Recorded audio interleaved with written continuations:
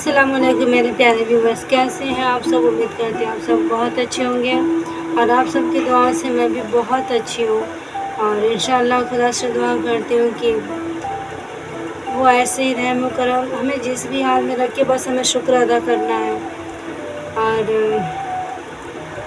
आज मैं जब स्कूल से पढ़ा के आ रही थी तो वही सोच रही थी यार, क्या लाइफ है ना।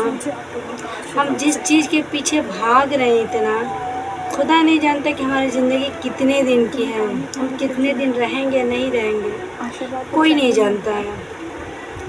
लेकिन फिर भी हम भाग रहे हैं, लाइफ में भाग रहे हैं। हमें कहाँ रुकना है, कहाँ क्या करना है, कुछ भी नहीं पता है कि हमारी आखिरी मंजिल क्या है, ये भी हमें नहीं पता। अब हम कोई ये कह दें कि मेरी मंजिल है कि मैं जॉब पाऊँ, मैं अच्छी से गवर्नमेंट जॉब पा जाऊँ, या फिर मेरा अच्छा से एक अपना बिजनेस हो, तो मैं पूछती हूँ कि ठीक है, मैं मानती हूँ कि आपको एक अच्छी खासी गवर्नमेंट जॉब मिल गई, आपका एक अच्छा खासा आलीशान बिजनेस भी तैयार हो गया। उसके बाद क्या आप बैठ जाएंगे?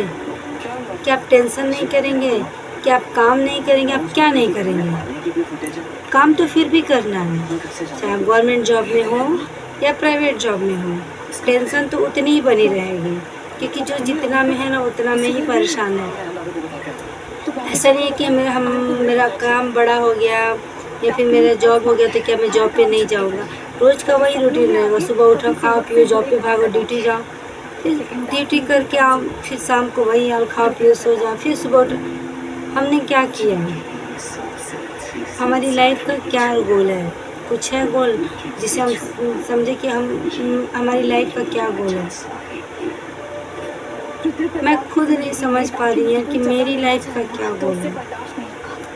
बस मैं इतना जानती हूँ कि मुझे काम करना है, सिंपल सी बात है, मुझे पैसे कमाना है, वो भी हलाल तरीके से, न कि गलत काम करके, बेहाई करके, या फिर मतलब बेशर्मी की सारी हदें पार करके नहीं।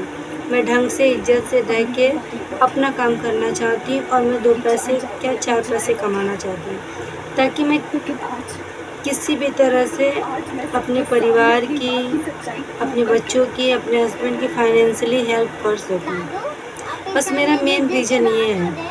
अब इसको करते करते चाहे मेरी जान चली जाए या फिर मेरी जीवन थक जाए,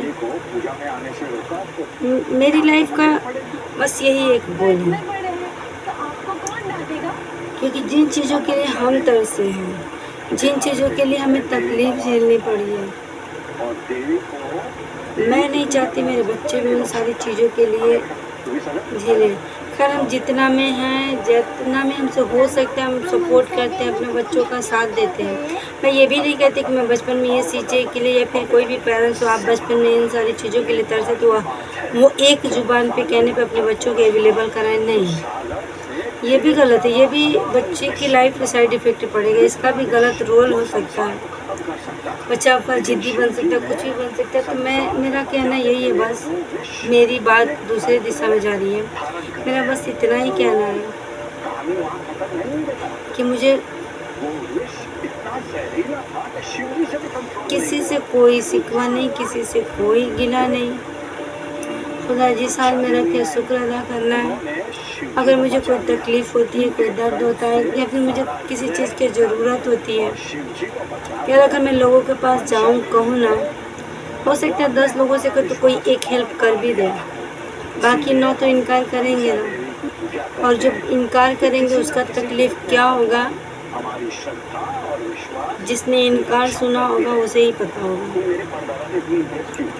तो मुझे लगता है कि मैं किसी और के आगे न रो करके उसके आगे रो, शायद वो मेरी तकलीफ़ कम करे, मेरी मुश्किलों को आसान बनाए, मुझे कोई रास्ता दिखाए। और बाकी तो मैं आप लोगों से कह रही हूँ कि आप लोग अपना सपोर्ट दें, प्यार दें, क्योंकि मुझे आप लोगों के साथ की बहुत बहुत बहुत ज़रूरत है। बिना आपके साथ के मैं कुछ भी नहीं कर सकती और बिना उनके कर्म के मैं कुछ भी नहीं कर सकती। मेरा हौसला टूटने नहीं दीजिए आप लोग, प्लीज़ मेरा साथ बनाए रखिए और मुझे अपना प्यार सपोर्ट दिला दीजिए। बस मुझे और कुछ नहीं कहना। इसी के साथ वीडियो को करते हैं अंत। बाय, खुदा हाफिज़, दुआओं में याद रखिए और मुझे सपोर्ट करें। धन्यवाद, शुक्रिया। यहाँ पे मैं बनाने जा रही थी सुबह के समय में। आपको पता ही है कि सुबह के समय की मेरी सिंपल सी रूटीन रहती क्या है। वही सुबह सिर्फ चाय बनाऊंगी, दाल बैठाऊंगी, क्योंकि सुबह सुबह उठ के सबसे पहला काम यही करती हूँ, क्योंकि जब तक दाल और चावल होंगे तब तक दाल और चाय बनेगी तब तक मेरी सब्ज़ी कट जाती है। और इस समय तो ऐसा हो गया है ना कि मुझे सब्ज़ी रात को ही काट के रखनी पड़ती है, तो मैं सब्ज़ी रात को ही काट के रख लेती हूँ। बट आज मैंने काट के नहीं रखा था, क्योंकि सब्ज़ी में कुछ था ही नहीं, सिर्फ आलू था और आलू का मुझे समझ में नहीं आ रहा था कि मैं क्या बनाऊँ। तो फिर मैंने सोचा कि चलो, क्योंकि आलू का भुजिया मैंने बनाया ही था, तो सोचा मसाले वाले बनाते हैं, तो इसलिए मैं सोचा कि आज आलू दम बना देते हैं। तो बस मैं उसी के लिए रात को सब्ज़ी नहीं काटी, क्योंकि सुबह बॉयल करके आलू को बनाऊँगी। तो यहाँ पे सबसे पहले मेरे सुबह का यही रूटीन रहता है। मैं सुबह उठती हूँ, किचन में जो भी रहता है सब पोंछ पाछ के साफ़ करने के बाद सबसे पहला काम ये होता है कि एक साइड में दाल बैठाती हूँ और इसे चाय बनाती हूँ। चाय बनाना होता है तो, नहीं तो अगर सेवई वेवई बनाना हो तो मैं सेवई भी बैठा देती हूँ। तो यहाँ पे मैं चाय नहीं बना रही थी, मैंने सोचा कि चाय नहीं बनाऊँगी, चाय तो रोज़ ही बनता है, आज मैं सेवई बना देती हूँ। तो यहाँ पे मैंने दाल को तैयार करके सोचा कि इसे बैठा दूँ और उसके बाद एक साइड में सेवई को भी बघार दूँगी। और ये दोनों तब तक होंगे तब तक मैं आलू धो धा करके दूसरे कुकर में भी तैयार कर लूँगी, क्योंकि सुबह के समय काम करने की इतनी जल्दी होती है ना कि सुबह के समय में टाइम कम और काम बहुत से होते हैं। तो इसलिए सोचता है आदमी कि जितना कम समय में जितना अधिक काम हो जाए, बस इस चक्कर में जल्दबाजी में करना पड़ता है। और इस समय तो काम इतना बढ़ गया है कि मैं बता नहीं सकती। और रात के समय सोने में 11 से 12 बज जाते हैं और सुबह उठती हूँ मैं 5 बजे। 5 बजे उठने के बाद भी मैं टाइमली काम नहीं कर पा रही हूँ, क्योंकि जिस हिसाब से मुझे स्कूल जाना है, मुझे 7:45 बजे स्कूल में दिखाई देना है और मैं समय के अकॉर्डिंग नहीं जा पा रही हूँ। 5 बजे उठने के बाद तो मुझे लगता है कि मुझे 4:30 बजे या 4 बजे उठूँगी तब जाके ये सारे काम होंगे मुझसे, कि मैं सारा काम करके जा सकूँ, स्कूल समय से पहुँच सकूँ। क्योंकि सारा काम करने का मतलब ये होता है कि मैं खाना बना लूँ, प्रॉपर किचन को साफ़ सफाई कर लूँ, बच्चों को स्कूल भेजने के बाद मतलब 2 या 3 जो भी मेरे कमरे हैं उनकी भी साफ़ सफाई करके अच्छे से झाड़ू बर्तन कर लूँ। और इतना जब करके जाओ ना तो मन को भी बहुत संतुष्टि मिलती है। घर का काम अगर फाइनली करके स्कूल जाओ ना तो मन एकदम रिलैक्स फील रहता है। और घर का काम आधा अधूरा अगर छोड़ के जिस रोज़ चली जाती हूँ ना, मन स्कूल में भी मेरा पूरा उलझन मन रहता है, भारी भारी सा रहेगा कि घर जाऊंगी अभी ये काम है वो काम है, तो हमेशा उलझन बना रहता है। इससे अच्छा होता है कि थोड़ा सा समय से पहले ही उठूं और सारा काम करके ही जाऊं, वो बेहतर है। दिन भर के टेंशन से तो अच्छा है ना। तो यहाँ पे मैं कितना भी जल्दी कर लूँ ना कुछ काम बाकी रह जा रहा था।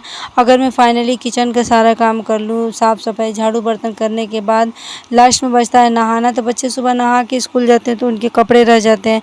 मैं नहा के जाती हूँ तो मैं भी समय नहीं रहता कि मैं कपड़े धो पाऊँ, तो मैं अपने कपड़े, बच्चों के कपड़े, इनके कपड़े, सारे कपड़े होता है ना, मैं ऐसे छोड़ के मैं रख के चली जाती हूँ ताकि मैं स्कूल से आने के बाद धोऊँगी। समय तो बचता है नहीं, लेकिन मुझे लगता है कि अगर मैं 4 बजे से उठूँ ना तो मेरे पास काफ़ी समय बच जाते हैं, जिनमें नहा के मैं कपड़े धो धा के भी चली जाऊँ। क्योंकि पहले ना मैं ठंडी में ठीक समय से उठ जाऊँ। ठंडी के मौसम में तो मैं अक्सर रातें बड़ी होती हैं और नींद भी समय से खुल जाता है। और इस समय तो ऐसा हो गया है ना, कितना भी सोना, नींद सुबह में खुल ही नहीं रहा। शरीर में इतना आलसपन रहना, पूरे बदन में दर्द कि मैं बता नहीं सकती। एकदम आँख खुलती है, लगता भी है कि टाइम हो गया, बट शरीर के अंदर इतनी ताकत नहीं होती है ना कि मैं उठ पाऊँ।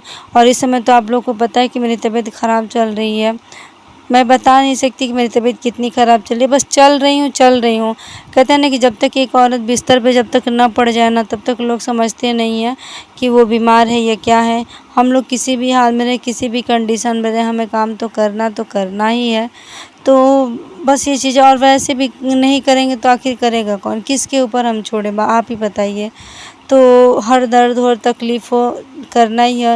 और यहाँ पे सुबह का ना मुझे खाना बनाने का बिल्कुल मन नहीं था, क्योंकि मेरे बैक में इतना दर्द हो रहा था ना, जिस साइड मेरी दाईं किडनी साइड में बहुत दर्द है, क्योंकि मेरी दाईं किडनी में जो है ना वो घाव हो चुका है और इंशाल्लाह उसकी दवाई चल रही है। और काफ़ी मेरे 10 mm का हो गया है। डॉक्टर को दिखाया तो डॉक्टर बोला कि नहीं होना चाहिए था, बट हो गया है तो कोई बात नहीं, मेडिसिन दे रहा है इंशाल्लाह। कब तक ठीक होगा टाइम नहीं बताया, बस ये बोला है कि दवा लंबे समय चलेगी। अब देखते हैं कब तक चलती है। आप लोग से भी दुआ है कि आप लोग से गुजारिश है कि प्लीज़ आप लोग खुदा से दुआ करें, आप लोग सब दुआएं करें कि मेरी तबीयत जल्द से जल्द ठीक हो जाए।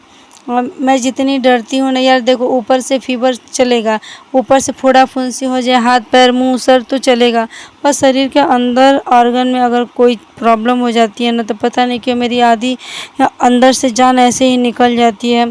क्योंकि मैं सोचती हूँ ना कि यार अगर मुझे कुछ हो जाता है तो मेरे बच्चों को कौन देखेगा। और वैसे भी इतना एक बात की तो ये खुशी रहती है कि चलो अगर खुदा न खासा मुझे कुछ हो भी जाता है तो बच्चे मेरे इंडिपेंडेंट हैं, खुद नहा धो लेंगे, खा लेंगे, पी लेंगे, तैयार हो जाएंगे, किसी का आसरा नहीं रहेगा। लेकिन फिर भी तो एक माँ तो माँ होती है ना, अपने बच्चों को ऐसे अकेले छोड़ना और किसी और के सहारे बहुत मुश्किल होता है यार। इन सारी चीज़ों को सोचती हूँ ना तो बहुत रोना भी आता है, और कभी कभी अकेले रहती हूँ ना तो बहुत सोचती हूँ, बहुत रोती हूँ। मैं क्या कर सकती हूँ यार, मुझे जिस चीज़ की उम्मीद नहीं थी ना वो सारी चीज़ें मेरे अंदर हो गई हैं। बट कोई ना, खुदा जैसे रखे, बस शुक्र अदा करना है हर हाल में, और उन्हीं को रखना है, उन्हीं को हम लोग जो कहें।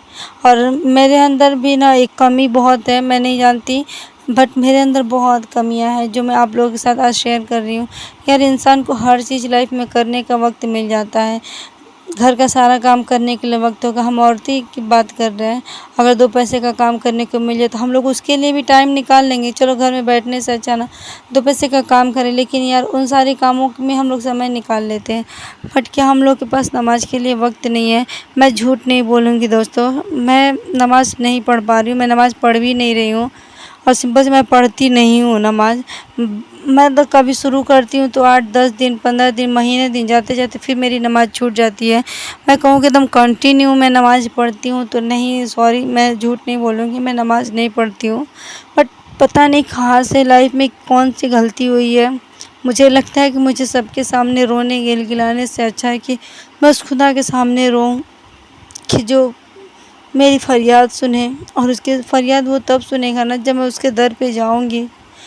और मैं कौन होती हूँ कि मैं कहूँ कि मैं नमाज़ नहीं पढ़ती। खुदा मुझे खुद अपने दर पे नहीं बुला रहा है। ये भी तो बहुत बड़ी गलती है ना मेरी, ये भी तो मैं बहुत बड़ी गुनाहगार हूँ। मुझसे बहुत गलतियाँ हुई हैं कि मैं बता नहीं सकती कि मैं किस गुनाह की वजह से खुदा मुझे अपने सामने दरबार में नहीं बुला रहा है। बट कोई ना, इंशाल्लाह ज़रूर कोशिश करूँगी। आज का ब्लॉग आप लोग को कैसा लगा प्लीज़ कमेंट